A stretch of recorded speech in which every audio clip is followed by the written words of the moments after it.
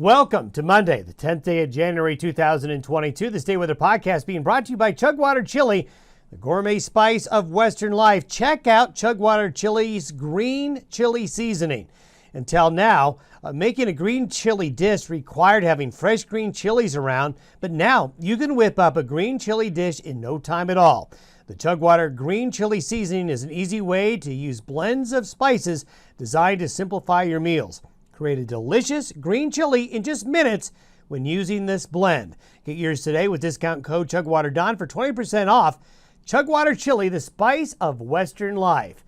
Well, a pause in the action, folks.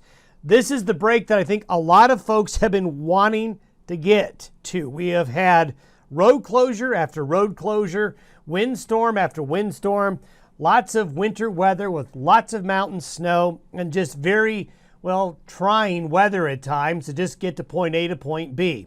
But for the next 4 days, folks, this pattern, while windy at times, will be warmer and dry through Thursday. We do have a front that's going to come in late in the week and by the weekend, bringing maybe a little bit of snow, not a lot, and colder by Friday and Saturday. The snowpack boost has been amazing. We'll take a look at that. And then by the end of January, we're seeing a pattern evolve and our confidence is growing. Last 10 days of January into early February for a lot of the nation looks quite cold. We'll show you that here in a moment. First of all, let's take a look at the snowpack. The snowpack jump has been just amazing. Now, there's still some areas in Colorado and Wyoming that could do better, but along and west of this line here, we've had snowpacks really go up. Look at the Gunnison. Look at the North Platte. Look at the South Platte. Now, these snowpack areas, and the Yampa White is another one that really needed the snow. And then you go to take a look at Wyoming snowpack, 135 in the upper North Platte. Now, if you notice in Wyoming, we've got every color on the map. Along the Continental Divide and near it, where that Pacific moistures come in, is where the snowpack areas right here have seen a tremendous boost. You know, we really got to go back to the winter season of 2010 and 11, which was a La Nina year. It was a solar minimum period, just like what we're going through now. That reminds me of this year. Notice, though, along and east of this area here, snowpacks aren't as good. The Belle Fourche, the Cheyenne River Basin, the Bighorn Mountains, they just have not been able to catch the Pacific flow that happened in the month of December. I'm still cautiously optimistic these areas are going to catch up before the snowpack season is over. But these type of snowpack numbers here, if that can continue, is going to just mean really good things come runoff season. Almost the entire western United States is a green or blue color, with some exceptions.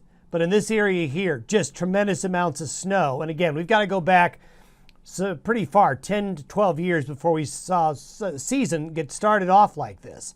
Today's satellite photo shows a whole lot of nothing.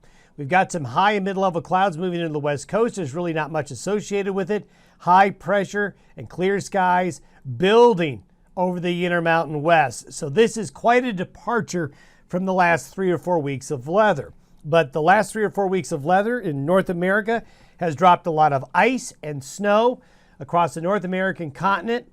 All of Canada covered in ice and snow.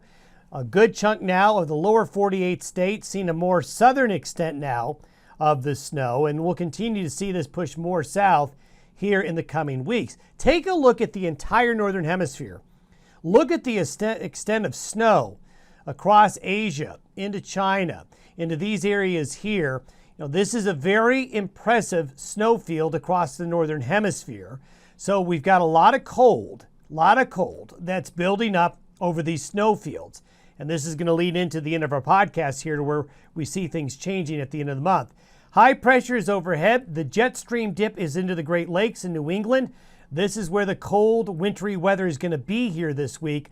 Lots of lake effect snows, cold weather into the Midwest and the Northeast, while we catch a break here finally from California to Colorado, Montana to Mexico. There's going to be a 4-day period of quiet weather. Now, this is by Thursday night and Friday. We get a kink, and this is a wave that's going to head southeast. It's not a tremendously wet nor a tremendously cold system, but as it comes through Thursday night and Friday, there is going to be a little bit of moisture with it as it comes on through. coming in from the northwest. This will produce a little bit of light snow in the high country, a little bit of snow shower activity across the plains. So there's going to be a little bit of snow by the end of the week, but nothing in the west like the last 3 weeks. Now, this is what I want to talk about long term. This is for Tuesday, January 25th. All of the long-range modeling, the Canadian modeling, the American modeling, the European modeling, is showing the tendency for high pressure back into the eastern Pacific, high pressure back into the North Atlantic. This causes a pattern like this to form, where you just get a bowl of Arctic air forming over Hudson Bay. This is called the Hudson Bay Vortex, which is something that happens midwinter in patterns like we're seeing this winter. So you get a deep, cold low up west of Hudson Bay. The counterclockwise rotation around this high is a way to build cold waves out of the very cold areas of the North Slope of Alaska, the Yukon, the Northwest Territories, the Arctic area, and bring these surges down. And what happens with this type of high pressure ridge in the Pacific and high pressure ridge in the Atlantic is it just basically becomes a pattern that can become somewhat stagnant and set up and be around for a while. So this is something that might develop. We're going to put a question mark on it here.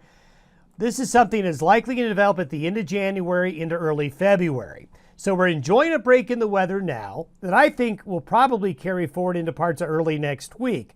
But as we get to the last 10 days, January into early February, the writing is on the wall of some potentially really cold weather for a good part of, well, all of Canada and a good part of the lower 48 as well. That is something that we're going to be keeping an eye on.